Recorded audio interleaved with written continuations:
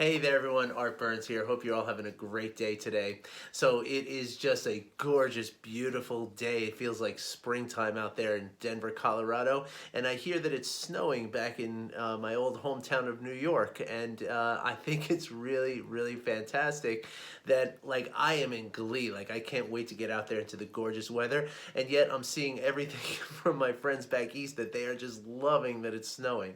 And isn't that interesting how it's just a matter of perspective, right? Like, like everything can be enjoyable, whether it's gorgeous sunshine or a snowy day. It's really just in the way in which we embrace what's happening, and the way in which we kind of accept what's happening, and kind of celebrate with presence, with acceptance, and with a curious and compassionate heart that what is happening is can be beautiful no matter what it is, right? I just thought that was a really interesting kind of dynamic. This morning on Facebook, I'm just seeing all of my friends back in New York, and they're all, cheering the snowstorm, and, taking pictures of their kids out in the snow and stuff. And I just got back inside from this just gorgeous day out here. And I just thought it was really interesting how, like kind of two ends of the spectrum, but yet equally as beautiful and equally as loving and enjoyable and wonderful. And so that really kind of plays into what we talk about in this podcast and on these videos, is how the perception that we have of things, and how we tend to see things through our own sort of filters that sort of colors our our experience and our judgment of these experiences. And when we can look at things without that judgment, and we can look at things for what they really are, then we can find happiness in virtually every single situation. And if not happiness, at least we can find something that is of benefit of everything that we go through, And of course, I'm talking beyond just a snowy or sunny day, but even the difficult times in our lives, the times that really challenge us. If we approach these things and meet these things, these events and experiences of our lives with this level of presence and acceptance and curiosity and compassion in our hearts, there's virtually no situation that isn't worth living through. It really does get to be that way, that you can learn and grow through whatever it is that you're experiencing. And therefore, that kind of feeds the non-judging, because if it's if you can grow through and benefit from every single situation, well, then there's no such thing as a bad situation, right? And there's also no such thing as a good situation, right? Situations are just situations, just the same way that thoughts are just thoughts, emotions are just emotions.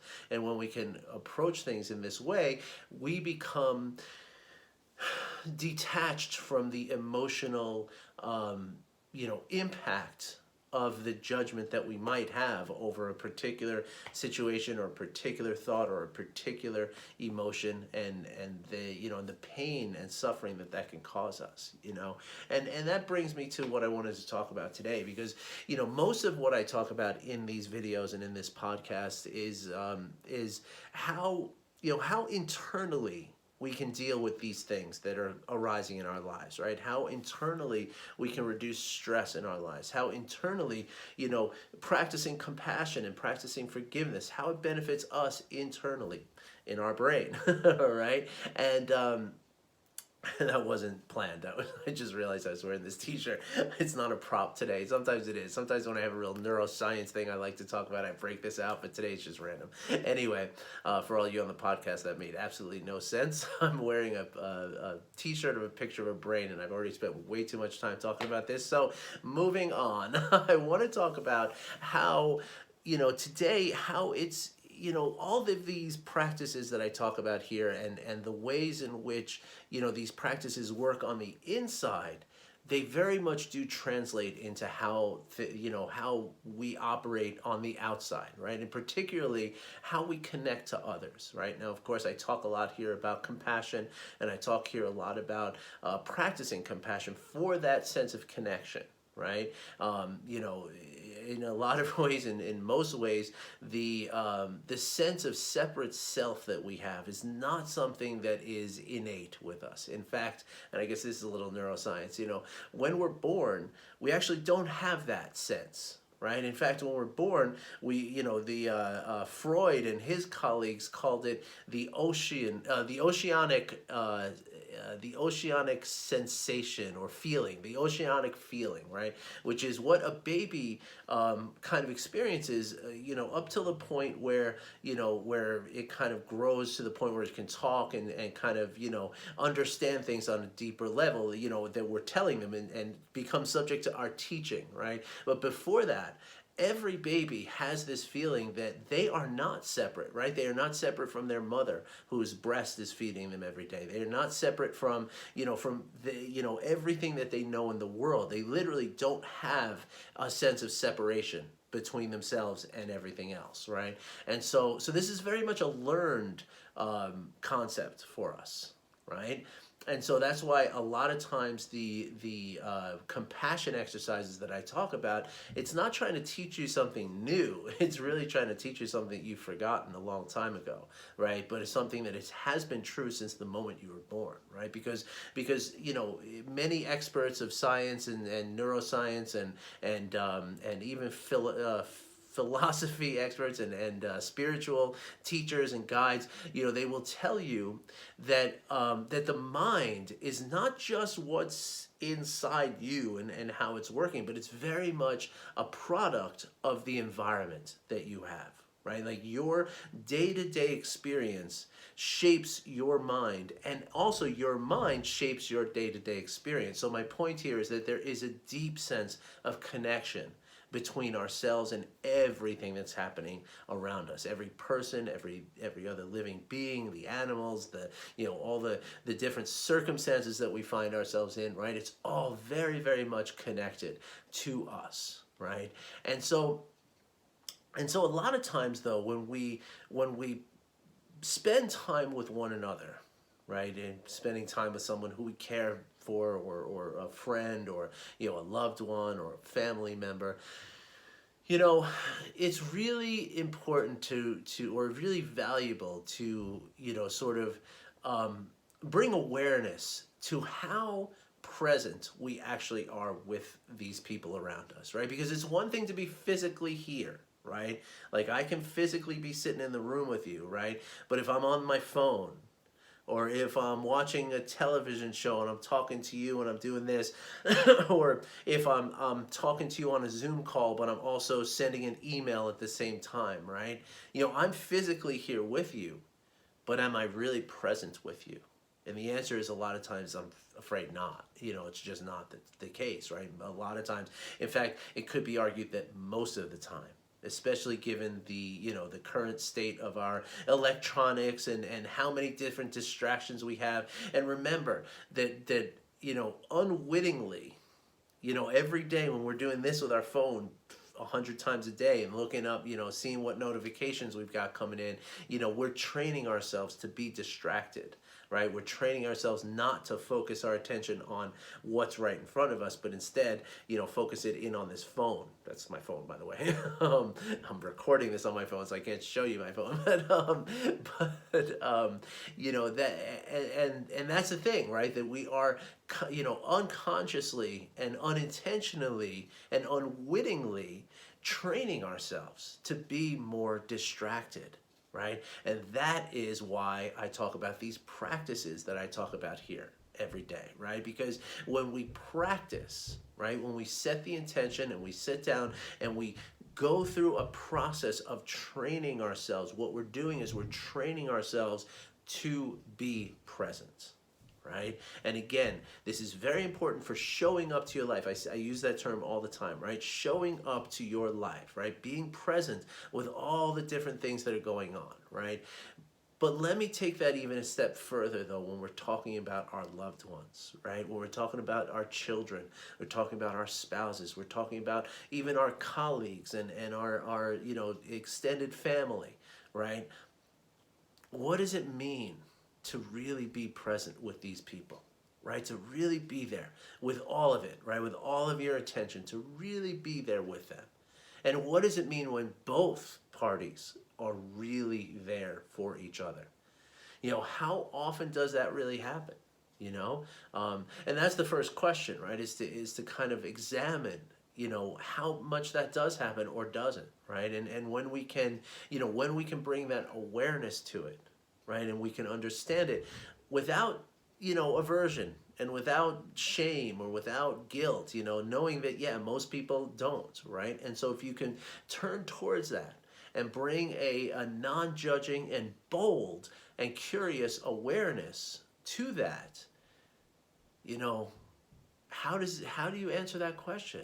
What is it? It is, are you really there with people? And are people really there with you? And if they're not, and if you're not, what would happen if you were? Right? There's a fantastic old quote by by a very sort of, I don't know, goofy kind of author, and I'm sure he would tell you that he's not a very serious author either. His name is Kinky Friedman, and some of you old timers out there might know the name Kinky Friedman. Before he was a mystery writer, he was actually a kind of a really offbeat, off the beaten path kind of folk singer, if you will. He was just very strange, very funny guy. But anyway, Kinky Friedman, in one of his books, in several of his books actually, he comes back to this trope, which is really fascinating to me, and something that's stuck with me since the first time I read the words. But the quote is, "Time is the money of love." Right, and that always really stuck to me, right? Because it's great to love someone, right? Like, we have love in our hearts, right? We and when we're apart from someone we love, they're sitting there in our hearts with us, right? And in our brains too, right?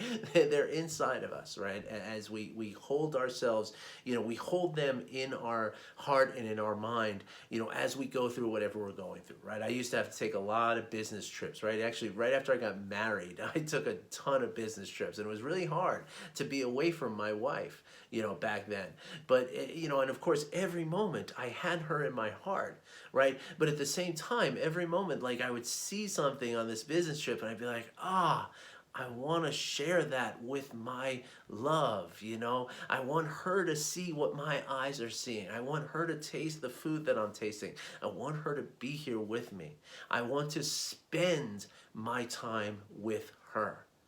Right? And it's a really, really important thing, right? And a lot of times we kind of take this for granted, right? Especially, after we get married, and especially sometimes with the children. Like, we get this sense that, like, okay, well, I have to be with my kids for X amount of time, right? Like, that's my duty. And so if I can take some time away, I want to do that as well. Now, there's nothing wrong with taking some time away from the people you love and your children and everything, and to be alone. That's very, very beneficial, right?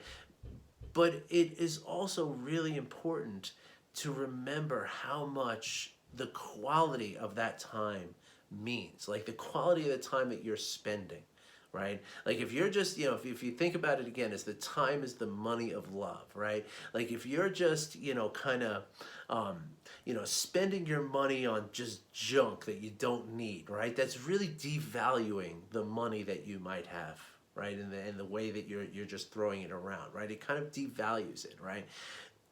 But if you save that money and you really intentionally, kind of say, okay, I'm going to purchase this thing that I've always wanted, and this is going to be the most special thing that I've ever had, and this is going to change my life to have this thing.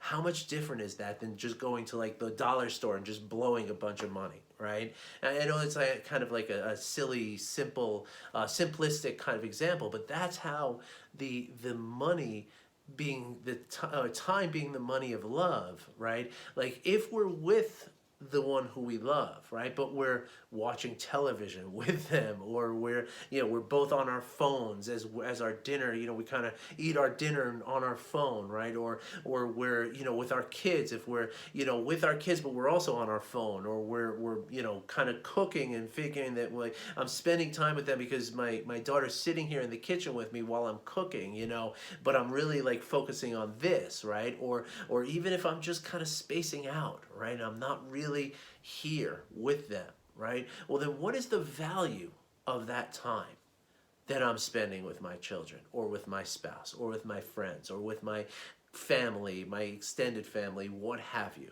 right? What is the value there? And what exchange is there? What benefit am I bringing to this situation, right? Or am I gaining from this situation? Right? Because that's important too, right? The time that we spend with each other, right? Just like, spending your money on anything, right? Spending money is an energetic exchange, right? And that's the thing. Like, if we're just gonna buy a bunch of cheap stuff that's gonna break in a few days, well, then that would be seen as a waste of money, right? But if we're gonna buy something, like let's say we buy a plant, right, that is something that we're gonna keep alive, it's gonna provide oxygen for us, it's going to provide beauty in our house, it's gonna give us a sense of accomplishment to keep this thing nurtured and alive, and it's gonna bring happiness into our lives. Well, then that is not a waste. That is an investment. And that's an investment that's the energetic flow, right? Like, I'm putting my energy of money into this thing, but I'm getting out the energy of all of this happiness for all the reasons that I just mentioned. Now, I happen to be a plant guy, so that's something that I really love, plants, and it's a recent thing for me, so I get very excited about investing money in plants. But I never consider that as just like spending money so much. It's more of an investment, right? Because I get something out of it, right? And so now there's lots of things that I can spend my money on that I'm investing in, right? Like food and experiences, right? Like taking a trip with someone, right? That's spending money, sure, but it's also investing money, because what I'm getting out of that trip is something that is profound and powerful, right? And so the same way we could approach the time that we're spending or investing in those who we love, right? In the time with those people, right? And so again, yes, put the phone down. Yes, pay attention, make eye contact, but also actively listen, really, and when it comes to parenting, this is something that's really, really valuable, right? Like asking open-ended questions of your children. Get them talking to you. Be curious about what it is that's going on with them. Allow them to tell you the stories of their lives, right? Spend that time, invest that time in them. Invest your presence in that time with them. And the return on that investment is going to just be absolutely, just huge, right? And one of the greatest ways to do this, and this is whether you're talking about your children or your spouse or a colleague or a friend or an extended family member, a great way to do this is through the practice of active listening, right? So many times when we're in a conversation, and I've talked about this before, but please, pardon me for repeating it if you've heard this, but when we're in conversations with people, and this is 99.9% of people out there, right? That when we're in a conversation with someone, we're not necessarily listening to understand what that person is saying, right? We're listening to make a reply, right? Like, we hear something they say, it's like, okay, that just triggered me. I'm going to come up with this thing as soon as this person stops talking, right? But of course, the minute you've done that, everything that happens after that second that you decided, like, okay, I've got this reply I want to talk about, after that point, you're no longer listening. You're no longer present with that conversation. You are no longer with that person. You're in your own thing here, in your own world, and you're kind of internally going through a process that has nothing to do with the other person. So you might as well be sitting alone, but you're not, right? You're with someone, but you're not with them fully, right? You're with them, but you're not with them, right? You're physically with them, but emotionally and intentionally you're not. And that's the big difference, and that's a very important difference, and it's a very valuable thing to understand and to sort of work on and to practice, because with practice you can get better at being present with whomever it is that you're with at that time. So again, active listening, right, which is the practice of listening to understand, right? It requires you to just be present, not think about what you're going to say, but really just understanding what this person is saying. And I have a great practice that you can do with your spouse, with your kids, even with your whoever it is in your life. I mean, dogs and cats, I don't know if it's going to work so well, but you can try it. But basically, the active listening practice is just taking turns, right? And just really hearing what the other person is saying and showing them that you're hearing what they're saying by repeating it back to them, right? Mirroring what they're saying to you. You don't have to, not word for word, it's not a memory exercise, but just letting them know that I'm hearing what you're saying. Am I right in what I'm hearing? And when you start doing that, when you practice doing that, right? I just was talking to a client this morning about a quote that I read in this book not too long ago, where the monk who wrote this book, you know, is a Buddhist monk talking about the science of meditation and mindfulness, and so he said that formal meditation is like charging the battery on your cell phone.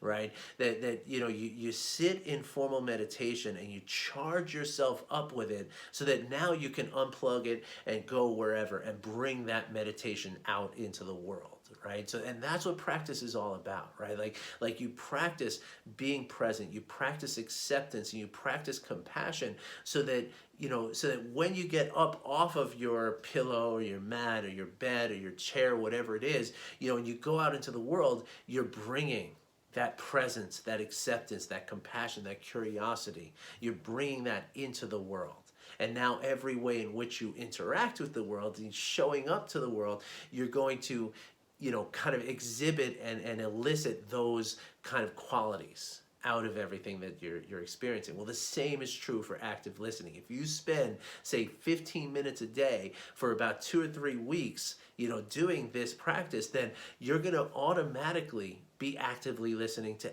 everybody who speaks to you. And you're going to automatically be reflecting back, saying, let me make sure I understand you correctly. Is this what you're saying to me? And when people hear that, and whether this is in business, in family, you know, circumstances like Thanksgiving dinner and holidays and stuff is coming up, you know, or it's with your children, or it's with, you know, your brothers and sisters, whatever it is, it's going to feel really good to the other person. And that's the investment that I'm talking about, right? When we are truly present with someone, it feels so good. It nourishes us, it nurtures us, and it makes us more whole and makes us more happy. And it doesn't take any extra effort. It really doesn't. It just means just being there. It's actually easier to be here than to be distracted with things, right? To listen to somebody while you're looking at Facebook, that's hard. To listen to somebody, to really understand them, that's much easier. And the benefit, right? You get so much more out of this than you get out of this. Trust me on that.